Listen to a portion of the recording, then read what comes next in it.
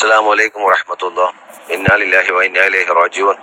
നമ്മുടെ തന്നടയിലെ വീടിന്റെ തൊട്ട മുമ്പിലുള്ള ഒരു ചെറിയ പയ്യൻ, 20 വയസ്സ്, ആഫിലാണ്. മഞ്ഞപ്പിത്തം ബാധിച്ച് കോഴിക്കോട് നിന്ന് ഇപ്പം മരണപ്പെട്ട വിവരം അറിഞ്ഞു.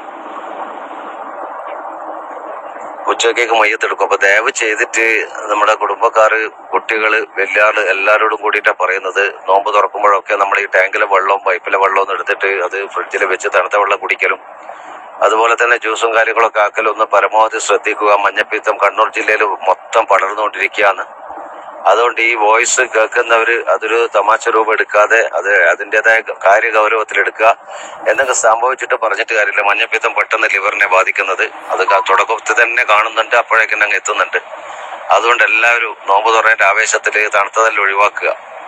ഇനി ജ്യൂസൊക്കെ നിർബന്ധമുള്ളവരാണെങ്കിൽ തിളപ്പിച്ചാറിയ വെള്ളം ഉച്ചക്കാലം തിളപ്പിച്ചാറിയിട്ട് ആ വെള്ളത്തിൽ ജ്യൂസ് അടിച്ച് കുടിച്ചോ. തണുപ്പ് കുറച്ച് കുറഞ്ഞാൽ കുഴപ്പമില്ല.